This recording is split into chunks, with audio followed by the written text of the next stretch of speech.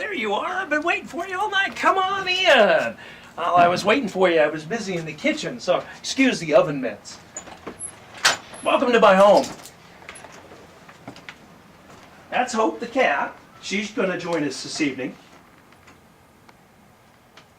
And we're going to come on into the kitchen because this is where we're going to learn tonight about a concept that takes place in many kitchens as well as many businesses. Go ahead and sit down. I'll grab a piece of paper and a pencil, that way you've got something to take notes with. Here you go. All set.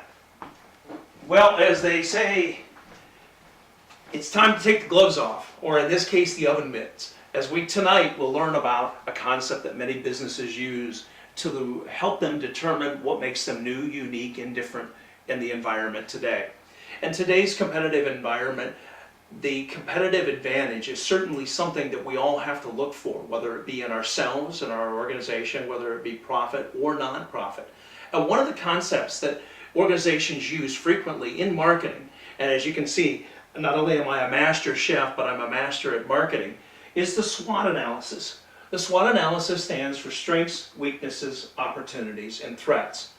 And like any good policy, it's always best to refer to the manual. So if you'll open your book to page 52, we can talk about it a little bit further. When we look at strengths and weaknesses and opportunities, this basic SWOT analysis, as I've said, it is the abbreviation for the first letters that help identify that competitive advantage. Let's take an example. When you look at strengths and weaknesses, it comes from assessing the company's resources and capabilities. For example, a local farmer's market might have a great reputation in its community, which is a strength, would you not agree? And have limited financial resources, which could be a weakness as well. Opportunities and threats emerge from the examination of customers, the competition, and external markets. So we have to keep those all in mind as we take a look at what really is in the marketplace today. It helps us make a better organization when we're able to do that SWOT analysis. In the farmer's market, we might see an opportunity when a growing number of customers in the community show an interest in eating locally grown fruits and vegetables. And that's why we're here in the kitchen today, because many of those locally grown fruits and vegetables are prepared right in our own homes. The threat could be a drought that limits the local farmer's production. So there you have it, the idea of a SWOT analysis. The strengths, the weaknesses, the opportunities, and threats that present themselves. To further illustrate the example of what that might be, I've taken some common items that you're going to find around the home, things that we consume on a daily basis. Do you realize that 80% of our calories today are consumed through liquids? So out of my refrigerator tonight, I pulled a gallon of milk, a bottle of apple juice, a diet soda, cherry flavored, no doubt, and a bottle of water. Now these are things that are commonly found at the behrends household, and these are things that are commonly consumed around our house. So before we go too much further, I'd like to give you an opportunity to demonstrate for me what you think a strength, weakness, opportunity, and threat is for each one of the 4 items listed. Go ahead, get started. Okay, there's one thing you're missing though, and that is, who's the customer? See, we can certainly take a look at the strengths, weaknesses, and opportunities of each one of these items individually, but unless we know who that customer is, that customer who walks through our door each and every day, our target market, if you will, it's going to be difficult for us to be able to pinpoint exactly what the customer needs.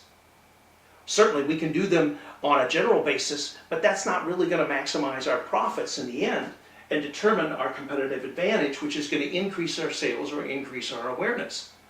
So what we're going to be looking at tonight is a customer that typically has the opportunity to choose the drinks around the house. And that is none other than the customer that walks through the door tonight. And that customer happens to be a mom. Welcome, Vicki. Hi, Todd. This is Vicki. She's my wife and mother of 2 children, and tonight she's going to help me demonstrate for you the strengths, weaknesses, and opportunities of some of the choices that we have at our house for the boys to consume. I have 2 boys, ages 17 and 12, and they like to drink lots of different things. But they often come to Mom and say, what do we have to drink? So, Vicki, as we look at each one of these items, can you identify for me, from a mom's point of view, what a strength might be for the milk? Well, the strength for the milk is calcium. Okay. Vitamins. Vitamins, minerals. They Okay. need the calcium. What would be a weakness for the milk? Weakness for the milk, it depends on the person because they could be lactose intolerant. Yeah, unfortunately our boys aren't lactose intolerant, but when they do have friends over, we do have to ask whether or not they're lactose intolerant, especially if they ask if we have any milk or if we put milk products into the items that we're cooking. What would be an opportunity here? An opportunity is readily available. Okay. We usually have 2 gallons in the refrigerator each At time. least 2 or 3. Yeah, and they consume it almost like we have a cow in the backyard. What would be a threat to this? That we run out. And we have. And that is a threat, certainly, to that. We certainly talked about the lactose intolerance, and we have talked about running out. And fortunately, the store is only a couple of miles away. Let's move in on to the apple juice. Let's talk about strength about the apple juice. What do you see as a mom as a strength for the apple juice? Well, all fruits have vitamin C, especially apple juice has a high quantity of vitamin C, so that would be a good Okay. What about a weakness? A weakness, possibly too much sugar. You got to watch your labels. And right, and by watching the labels, we also have to look at to make sure that we're serving 100% real fruit juice, as opposed to some that may contain corn syrup or fructose as some of the additives, which is just as about as bad for you as drinking sugar water. What would be an opportunity here? An opportunity is that the kids seem to like this because it does have that sweetness that they crave without having to go to other sugary drinks. That's right. It does satisfy that sweet tooth. And a threat for apple juice? That we run out. Well, that we run out, and if they drink too much, again, too much sugar. Again, even if you consuming in moderation is a key, whether it be any of the liquids we have here or any adult beverages for that matter as well. Let's move on to diet soda, because that's something that not only you drink, but occasionally the boys will ask for. Occasionally, yes. What would you see as a strength of diet soda? Well, it's very convenient. You know, you can go into the refrigerator, it's all against in this container, you don't have to pour it into anything, you pop the top and you can have a drink. And we can put it in the cooler and carry it with us on trips, where these other 2 items are a little more difficult to carry with us on trips. They're a little more perishable. What about weaknesses? Weaknesses, there's no nutritional value with soda. Okay, yet we drink it, right? Yeah, we drink it. And it's also the highs and the lows. It does have caffeine, and when you think about it, the boys can get too high after they've had the caffeine, or too low after the caffeine wears off. What would be a threat here? Well, the threat is that you start to depend on that caffeine. Yeah, you become almost addicted, right? You become almost addictive. A lot of people have to have their caffeine in the morning, whether it be coffee or Coke, and a lot of people do drink Coke. And more young people are turning to soda as their caffeine fix in the morning. And you certainly see that around the workplace and on the freeway in the morning, where you've got people drinking sodas as opposed to the coffee or the teas. The last item on our list that the boys frequently are going to the faucet for, or in our refrigerator over here for, is water. What do you see as a strength for water? Water is your natural hydrator. We are made up of 93% water, so we have to have water in order to sustain our life. Right, and it helps us with our bodily functions because it helps improve our hair, our skin. It's a cleanser. It's a cleanser. What would you see as a weakness?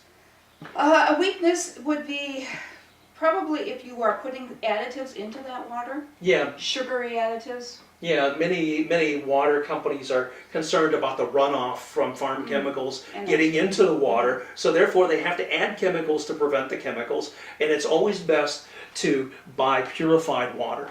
Now, bottled water too can be very expensive. It's much more expensive from the bottle than it is coming right out of the tap. But a lot of people, if you walk around, will go out and pay $3 for 24 bottles as opposed to put the water into a gallon jug or a cooler and drink it from the tap. What do you see as an opportunity here? An opportunity, it's just good for you. Okay. You can drink as much as you want, right? Or as much as your body will tolerate, Right. especially on a hot summer day here in Iowa. And finally, the threat. What would you see to that? The threat is that we may run out. Of course. There really is no threat to water. Not really. Because water is, again, nature's natural cleanser. So there you have it. From a mom's point of view to your point of view, the strengths, weaknesses, opportunities, and threats of milk, juice, diet soda, and water. Again, it depends on the customer on which one she is going to choose, depending on the needs of the children at home. And again, mothers make most of the decisions of what is going to be consumed in the home today. So whether you're choosing milk, juice, soda, or water, the choice ultimately is yours, because we've learned about the strengths, weaknesses, opportunities, and threats. Ultimately, when you look at your organization, whether it be something to drink, or your own organization, or you as an individual, it defines your competitive advantage. What makes you new, unique, and different in the eyes of the consumer, so they will choose you over the others. Ultimately, when they choose you over the others, it increases your sales, or if you're a nonprofit organization, it helps to increase your awareness. So there you have it. A simple concept which you can use each and every day. The SWOT analysis. Strengths, weaknesses, opportunities, and threats. And like this picture and these granules are like information. When you add them to a pitcher of water and you take that information, and sometimes that information may not always taste as sweet. And as they say, when life gives you lemons, sometimes you do make lemonade. So regardless of your organization's strengths, weaknesses, opportunities, or threats, it's always best to share this information, because when you share it with someone, first of all, it makes you feel better. And secondly, you are then able to pass along the knowledge to people around you. And that knowledge provides strength to you, your organization, and to others. So here's to you and your first SWOT analysis. Cheers. May the sweet taste of success be with you today and always. Thanks again for joining me. I'm Todd Behrens. Join me next time when I take a group of brownie troop through the neighborhood as we look at the 7-step selling process as they work to sell Girl Scout cookies. I look forward to seeing you then. Thanks again, and good night.